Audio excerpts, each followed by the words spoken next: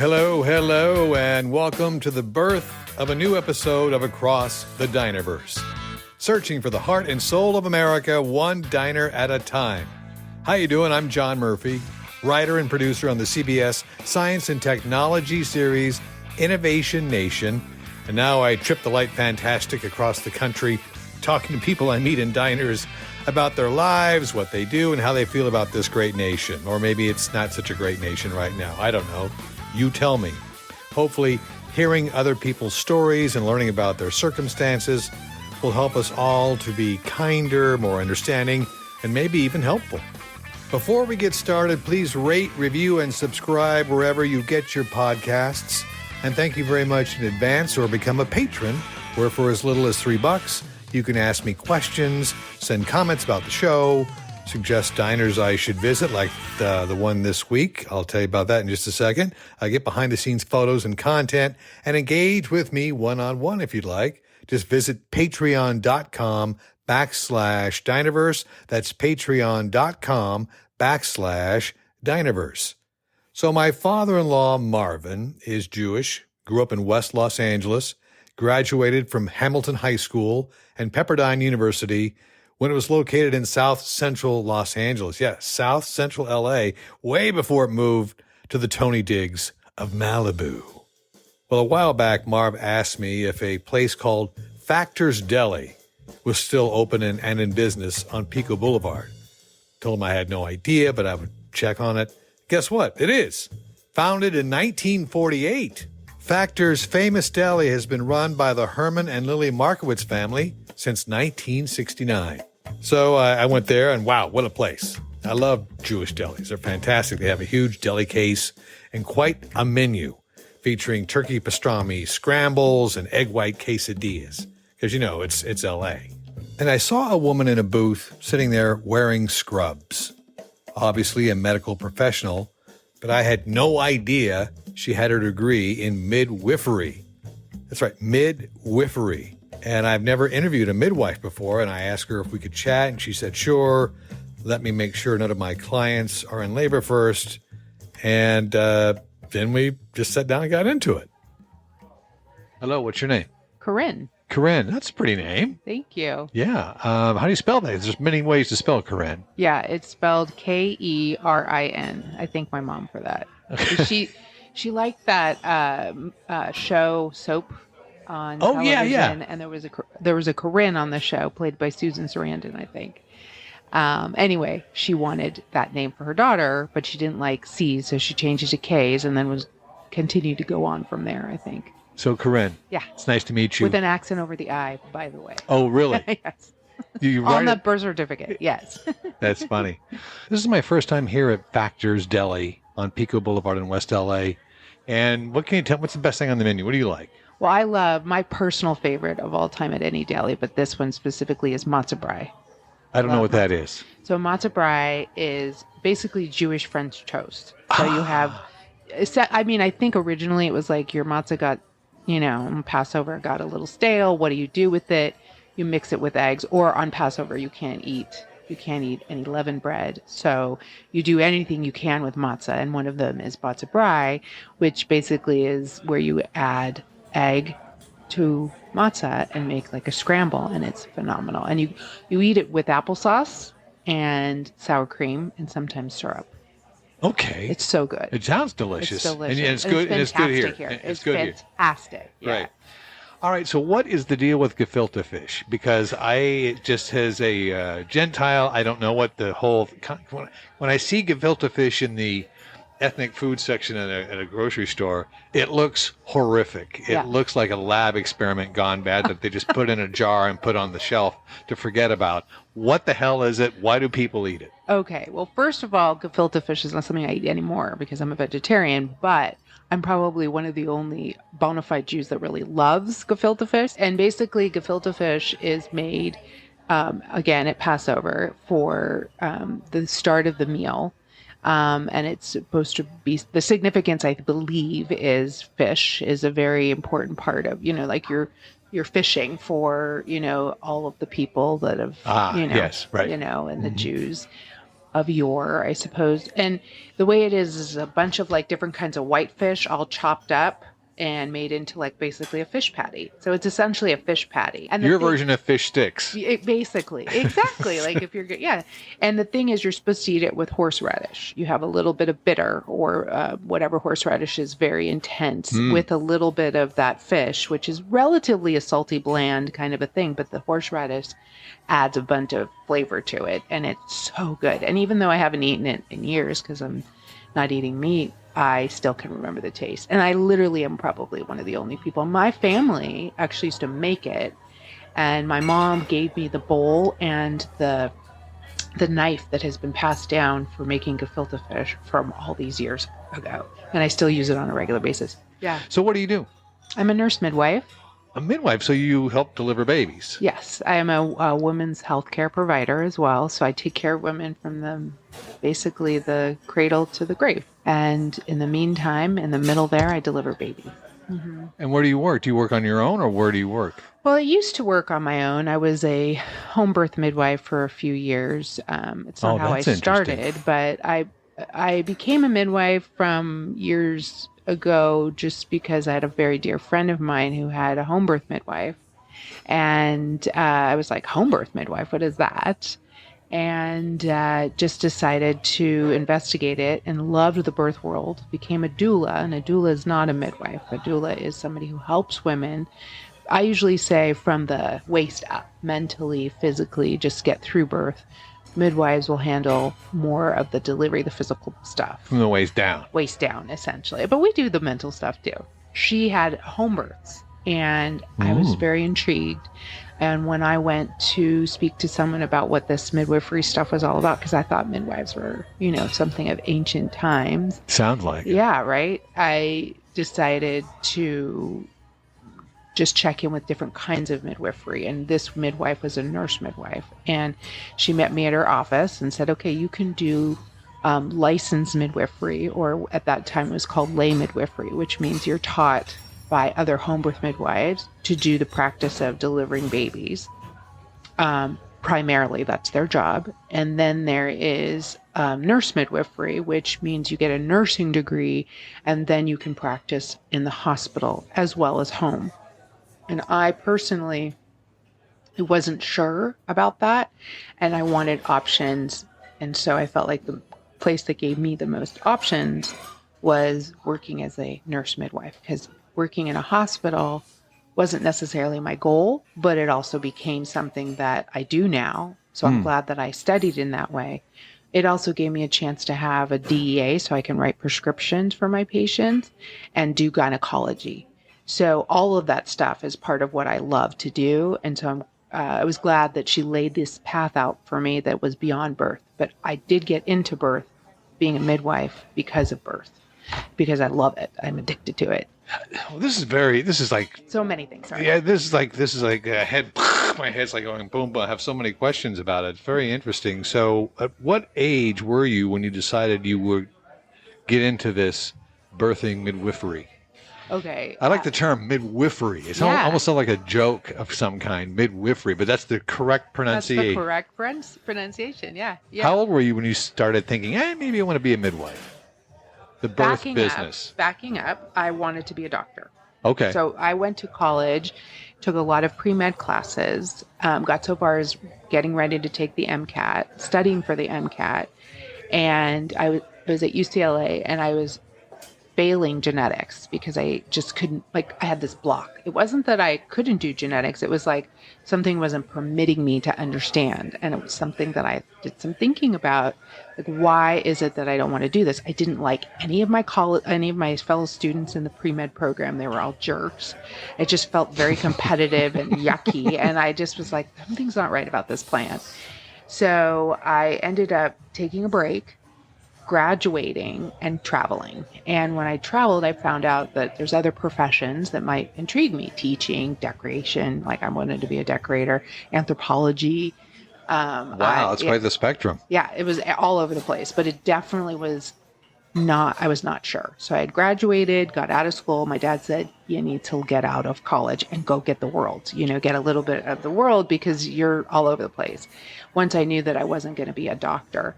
And so when I came back from Europe after traveling for a while, I worked in a doctor's office at an OBGYN. And I was their front office person. And I hated the job because it was like constant answering phones and everything. But I loved the pregnant women. Like the pregnant women would come in and I would get excited to talk to them. And then they would have their babies and then they'd have their babies with them and they'd tell me their birth stories. And it was like a light bulb. It was like slowly starting to get brighter and brighter. And then my friend who was having her babies at home introduced me to the birth world in Los Angeles back in, I want to say 1995, maybe.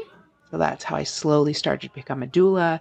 And I became a lactation educator through UCLA. They have a whole program. It's teaching women how to breastfeed, right? Yeah, okay. Right. Okay. Exactly. And then one day, it was very strange.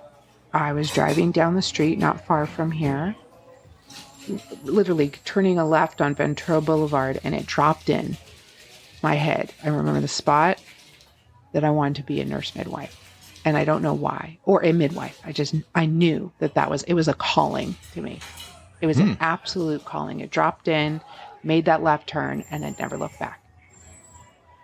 So what is exactly the job of a midwife during the pregnancy period? When do you opt in? And then, obviously when are you called into service when the birth happens, right? So there's a lot of different kinds of midwives, meaning like some midwives, like I was talking about before, the licensed midwives, they come in, you can come in from the beginning. Basically, the moment a woman is pregnant, she gets that pregnancy test and a midwife can be part of it. In my role, I actually meet women usually around 8 weeks doing an ultrasound, and they meet their baby for the first time. So I do a vaginal ultrasound, and I, tell them, congratulations. Most of the time it's congratulations. Some of the times it's other things, but sometimes it's congratulations, you have twins, So that's from that moment on, I can be a part of their care.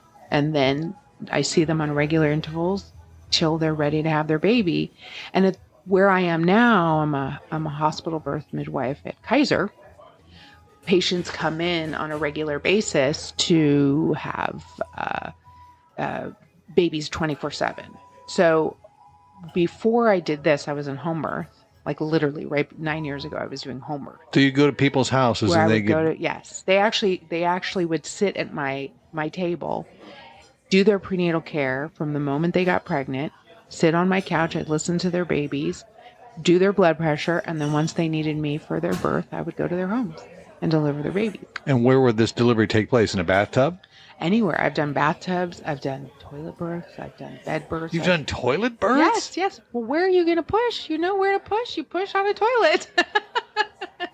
Yeah, wow. It's like it's a natural instinct. It's actually one of the most popular places to give birth. It seems like that might be a good position to be in. I'm not a woman. I have no idea. But just from a strategic standpoint, that seems like that sitting position would let gravity do a lot of the work. Yeah, and also your familiarity with that, area of your body, Wow. I've done standing births. I've done hands. I mean, does the baby just drop in the toilet water? No, God, no.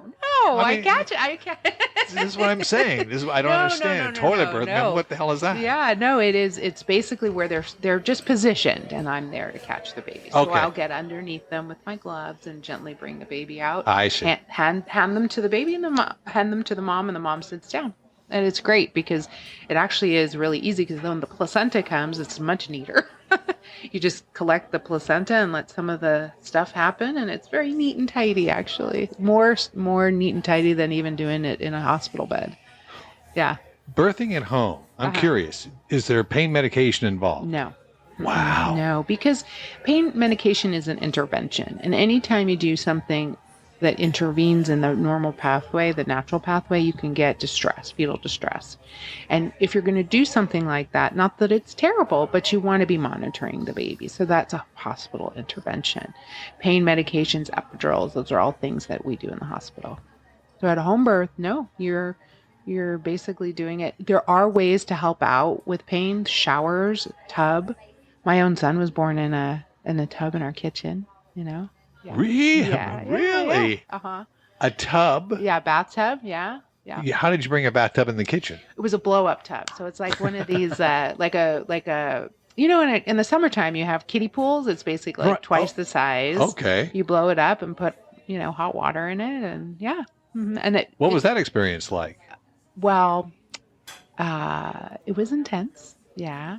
It was intense because at this point I'd been doing Was that your birth. first? Was that your first job? No, that was my second. My first was born in our bed, in our home, and in our apartment in West LA, a few blocks from here. Jeez. Yeah. See, yeah. my experience totally different. Yeah. My wife had to have scheduled C-sections because she had low blood platelet levels and they were scared of hemorrhaging and things like that.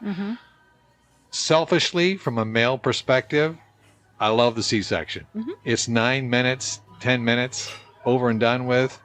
My wife is very healthy, very, active and athletic. So she recovered very nicely, very quickly, was up and around walking very, very soon. So blessed in that area. But I didn't have to go through 34 hours of pushing and, ice chips and breathing and all that kind of stuff, So I'm selfish. I like the C-section, but that's Well, just me. I'm not, I used to be, when I first started out, like hardcore, like vaginal birth, natural birth, it's all important and unmedicated. But over the years, you realize that women need what they need. And I am here to provide them with what they need, not what I want them to need. Right. So, I'm glad that you say that because a lot of times a doctor, you can project on, your values on what may work for you onto somebody else who may be completely uncomfortable with that. yeah, exactly. Well, and I think especially nowadays in medicine, we have to be really, really cognizant of how we approach women in any area of their in medical care, because we can't assume that we know what they want, and sometimes they don't know what they want. So I'm here to help kind of elicit that. I have a patient just last week who had a prior C-section, and she was trying to decide if it was the right road for her to have a repeat C-section or try a vaginal birth after cesarean or VBAC. Actually, you're trying a TOLAC, which is a trial of labor after cesarean. A lot of letters. But anyway, she was very tearful because she had a super traumatic first time, where baby had to be in the special care unit that had meconium. She got infected. She believed she had an emergency C-section. And, counseling her was important for her to feel empowered by the choice, no matter what it is that she chose. And I was telling her, I'm a nurse midwife. I usually counsel people to definitely try for a vaginal birth. It can be better for the baby, can be better for your body. It statistically is. It's recommended by the American College of Obstetrics and Gynecology.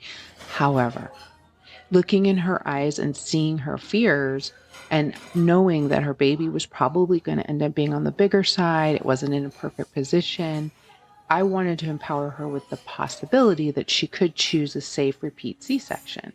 And she left my office very grateful to know that that was an option that wasn't going to be shameful to make. And so when I'm committed to this role, I'm not just committed to a vaginal birth. I'm committed to women feeling not traumatized by their births. And for that woman, possibly having a repeat C-section like your wife is far less traumatic than what it would be if you forced someone to go through that because of some kind of, social parameters or pressures, that are out there about that kind of birth.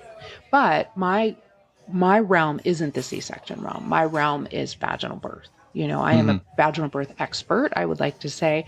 I have ways of trying to help women move their babies, move their bodies, even if they have the epidural, to help get that baby out. I'm a big proponent of that. And not that I'll do it at the risk of the fetal, heartbeat or anything like that, but I am pretty good at being able to encourage women to get their babies out.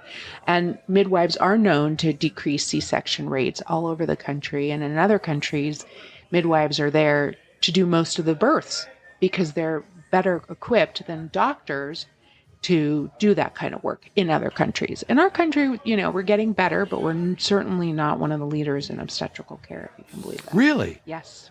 The United States is not a... No, we're low on the level. Why is that?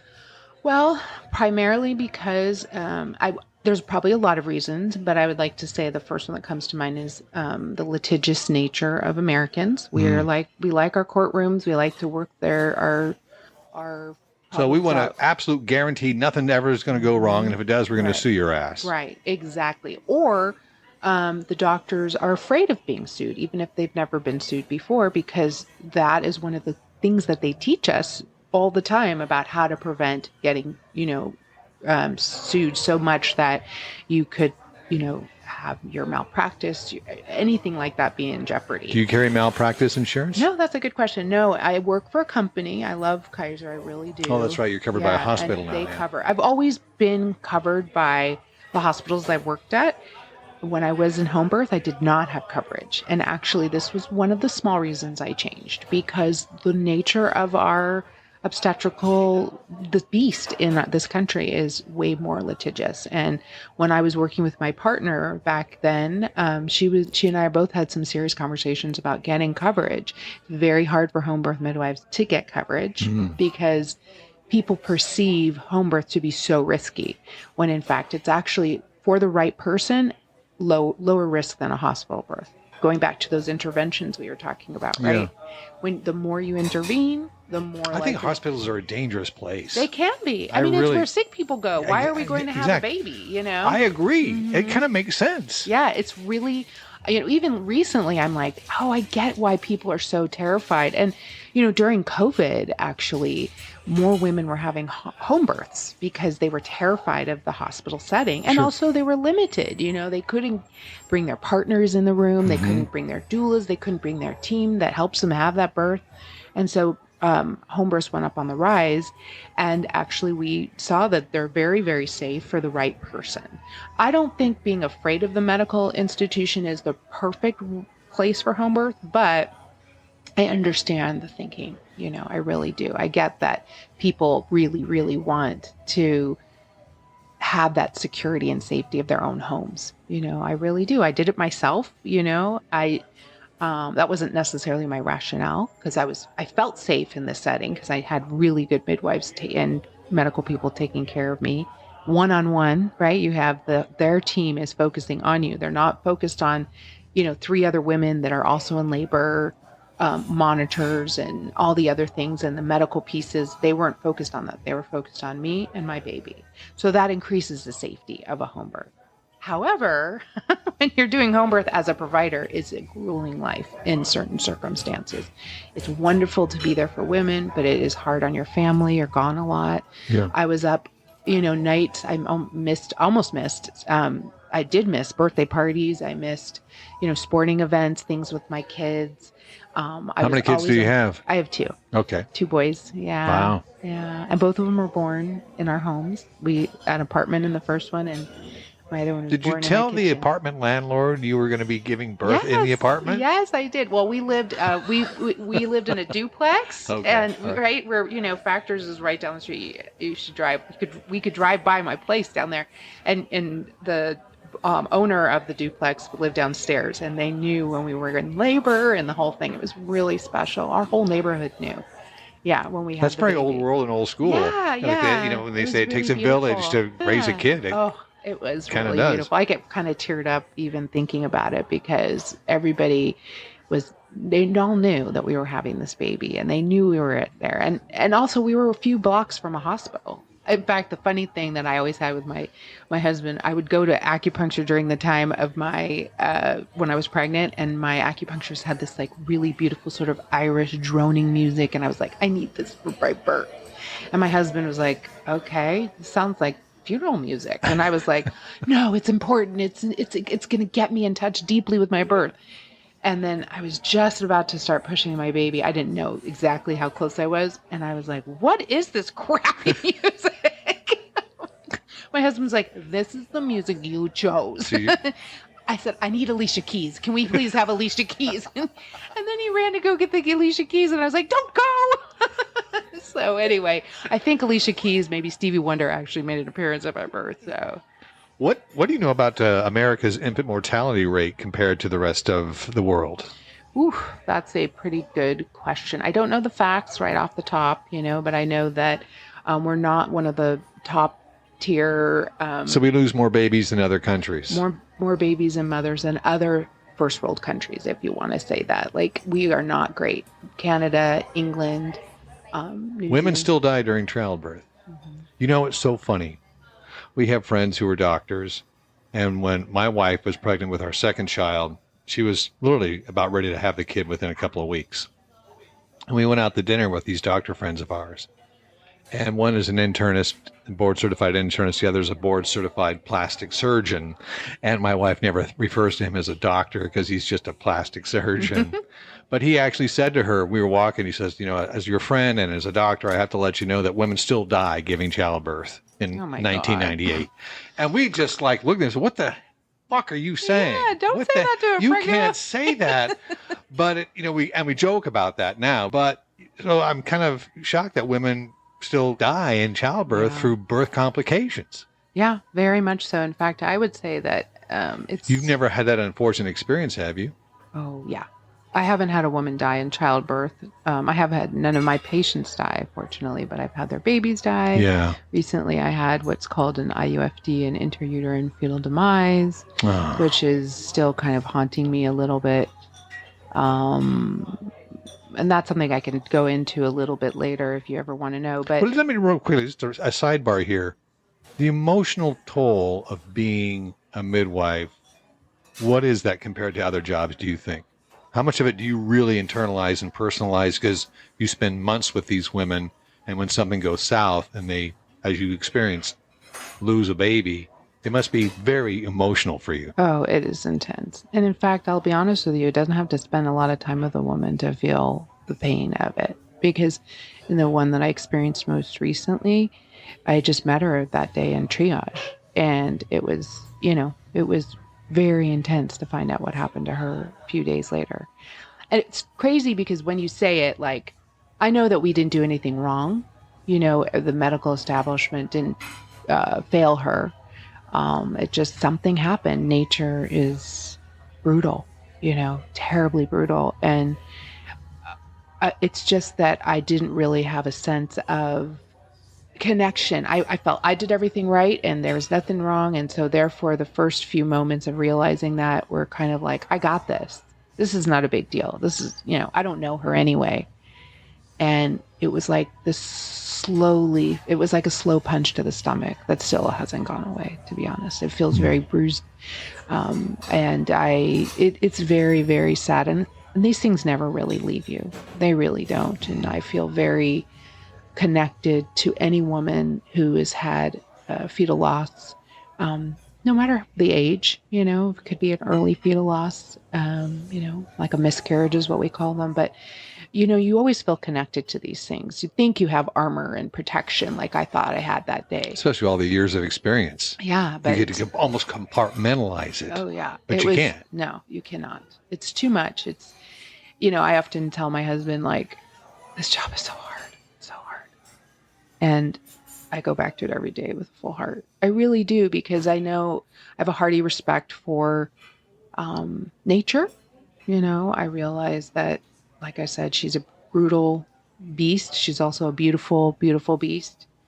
I feel like as many women as can struggle can be completely reborn, if you will, out of their situations. I've had women have these successful VBACs that we were talking about that create huge transition in their lives. I've delivered multiple babies of over women, their second and third babies, and I'm still very connected to these women. I will do their birth control, put in their IUDs, take out their IUDs, they get pregnant, and I feel like we're part of each other's families. And that emotional intensity and love that I have still carries me through the rougher bits. It's a very intense profession. It's not for the faint of heart. Obstetrics is not for the faint of heart in any way. How many births have you been a part of? Oh gosh, this is an emotional question because I just lost this book. I was holding on to this book where I wrote everybody's names down, every baby's name, every mom's name, and it got stolen. Oh no! Yeah, it got stolen, and it was. How did they get stolen? Why would somebody take it? I was on a hike and broke into my car. They broke into my car and took my work backpack, and I didn't even have anything precious in there, like a computer or anything. I didn't even realize it was gone. That's how, unreliable having that in my car was. It didn't have things that I would need on a daily basis. 20 plus years of births. How many births? Well, Probably. So I have another book from the beginning days. I have that still, thankfully. But this second portion was so I had 1,000 at that point, and I started a new book and a new bunch of births. And so this was about 1,000 births that I had in that book. Oh. So I've had about almost 2,000 births that I've written down to answer your question. But yeah, it was pretty devastating. I bet. Because I felt like a part of my soul was taken. It was like that gut. Because it's stolen. Yeah, it's stolen. stolen. Like, yeah. what did they need that for? They probably just threw it in a Absolutely. bin. And I also had cards and pictures of these families and midwives that I've trained over the years. And, it was incredibly precious. Like, and I don't need stuff. Like, I like stuff, but I don't need it. That book felt like it was the death of something that I'm still mourning. America's health insurance system, how is that impacting births and people who have healthy births or people who have dangerous births, who don't have access to a midwife, who don't necessarily have insurance? What do you see? And in your 20 plus years of doing this, where you started and where we are in the medical insurance, coverage, health, dynamic, are we good, bad, getting worse? What do you think? Well, I don't know. I feel like it's tricky because I work at a place where, most women of all different, social and cultural backgrounds can come to get care, so I feel like it slightly evens the playing field, although I don't know how affordable Kaiser is right now. But if you're going to take care of a woman, there are things that you do on a regular basis. If they're this age, they get that medication. If they have this blood pressure, they get those things, medications and a blood pressure cuff. There's a template. There's a template. That's right. There's a template. And every woman is different. Every woman's different. So you're trying to fit that woman into a template of care. And when you're working in a big institution like Kaiser or some of these other bigger Cigna companies. Health, whatever. Yeah. It's the way you try to control the uncontrollable. And it's hard. And I think this is why midwives do so well in the profession, to independently look at that woman, look at how she fits into this template. Because obviously there are things that you can't control for. And I think that our country doesn't quite do that part very well. And part of it is with informed consent. I think that that's a whole other topic, that I'm very passionate about. When you educate a person on their rights as a patient, their rights for their child, as well as their in-hospital, out-of-hospital rights, these are things that we have to do very carefully and very appropriately. Educating people is a passion of mine.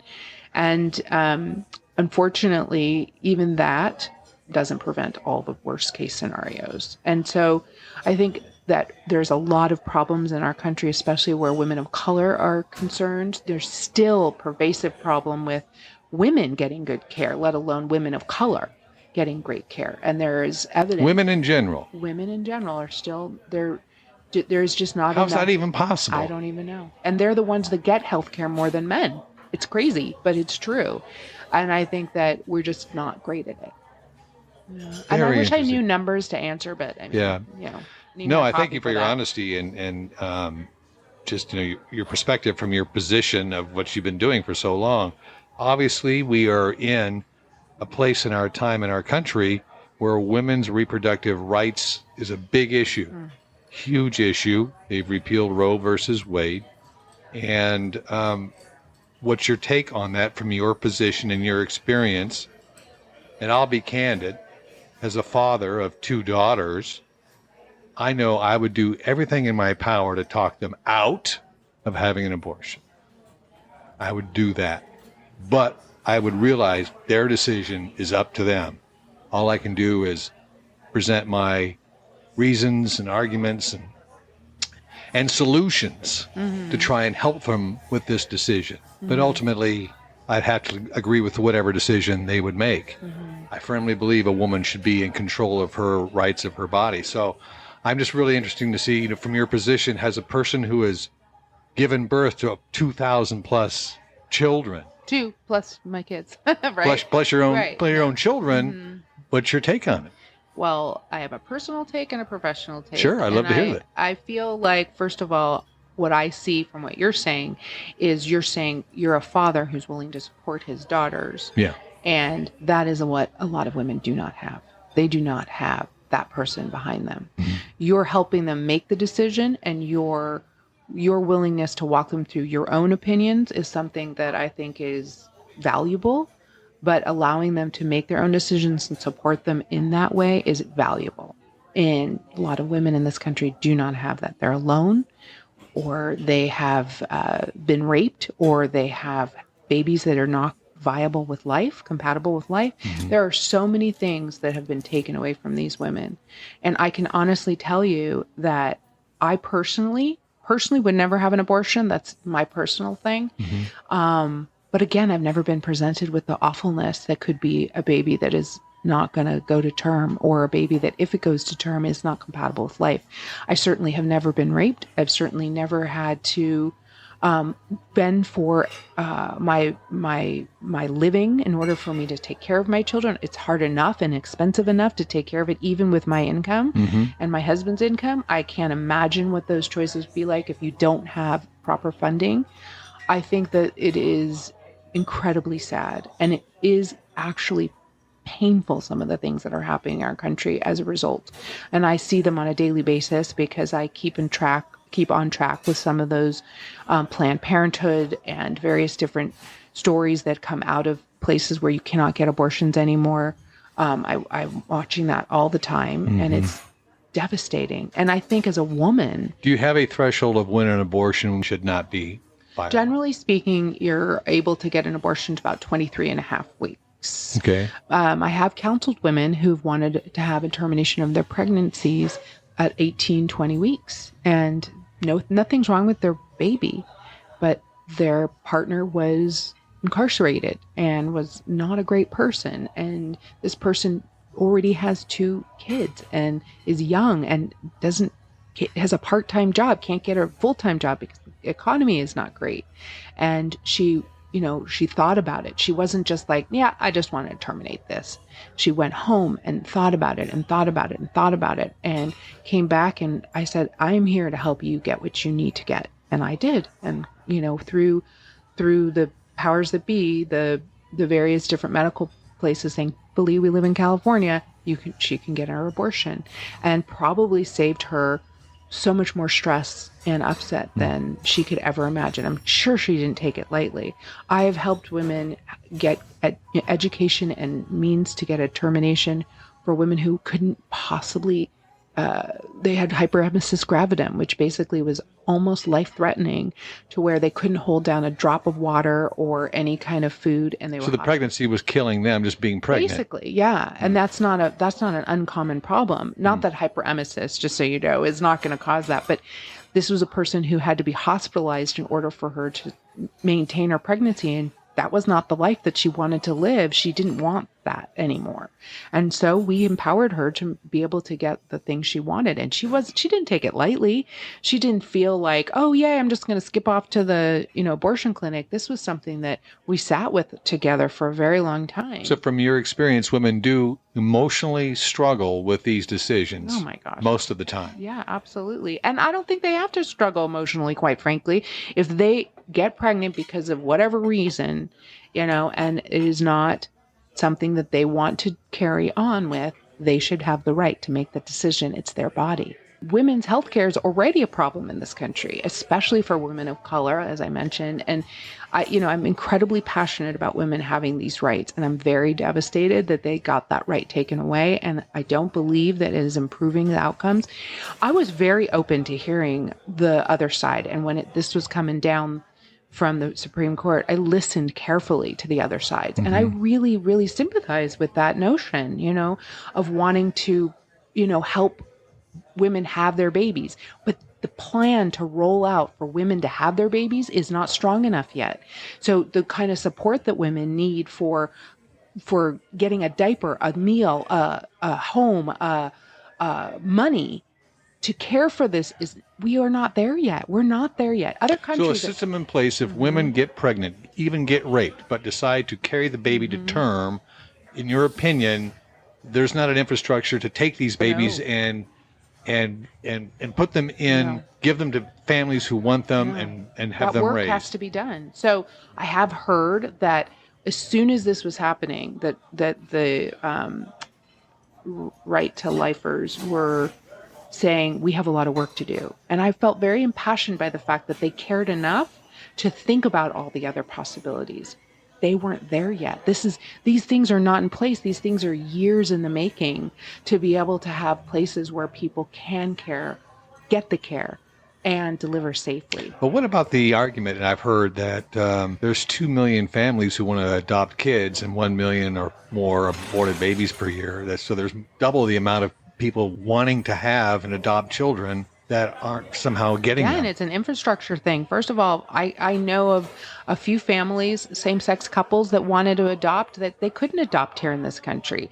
They had to seek getting children from other countries. In some cases, they wanted to seek out other countries, places where abortion is illegal, and they wanted to help those babies and give them, the American life and those kinds of things. But we're not there yet.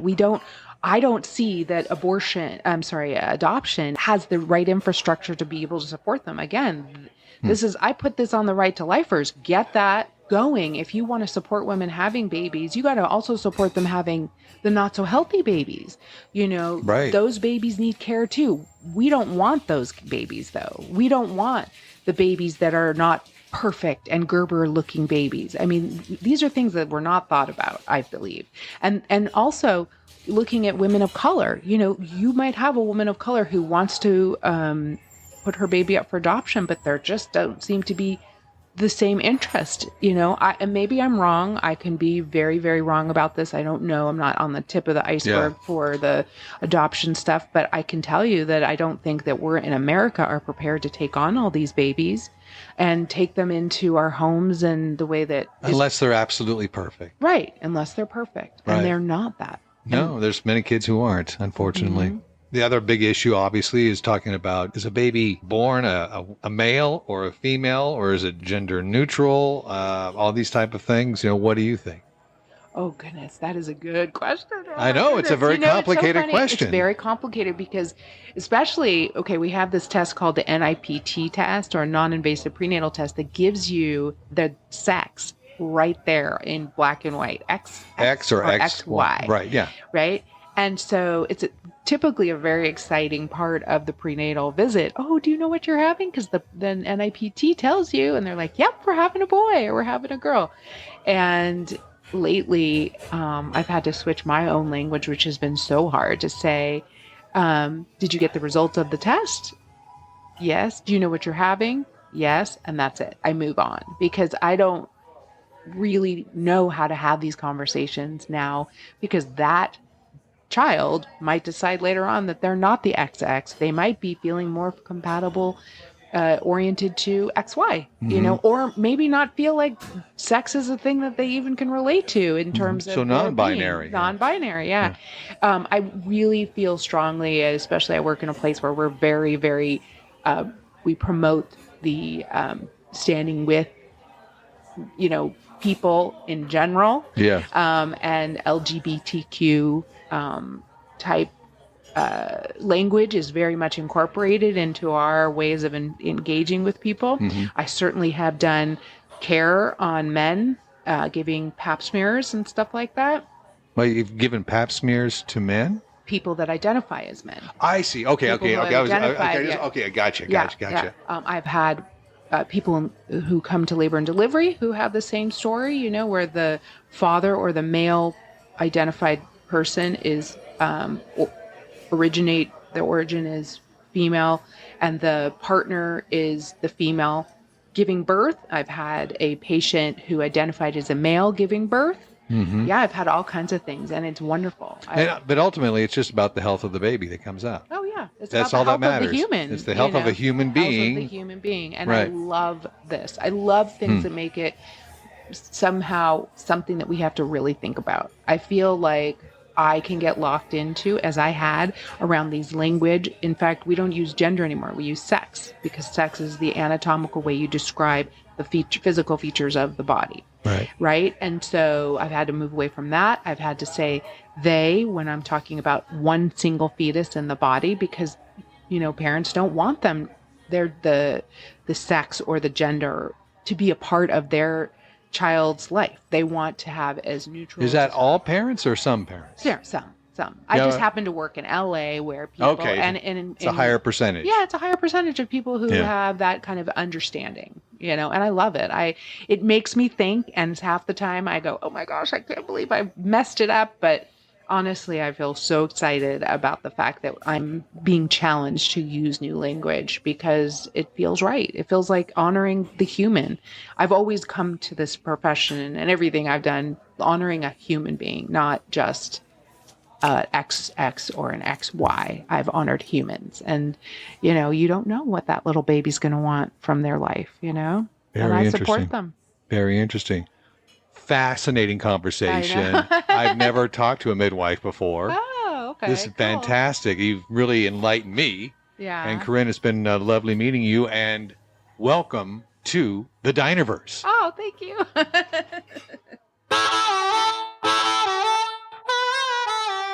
That wraps another episode of Across the Dinerverse. Many thanks to Kerin, spelled with a K and an I with a dash, for sharing her story. And thank you, Kerin, for helping bring thousands of new lives into the world. You're a gift and a blessing to so many women, babies, and terrified partners. Also, thanks to Factors Famous Deli on Pico Boulevard in the heart of Los Angeles, California. Visit their website at factorsdeli.com, all one word, factorsdeli.com. If you like this episode, please rate, review, and subscribe wherever you get your podcasts. And to support the show for the low, low price of $3, visit my Patreon page at patreon.com/Dinerverse. Theme music by Keith Brock and the Kings Who Rock. Across the Dinerverse, always searching for the heart and soul of America, one diner at a time. I'm John Murphy. What's your story?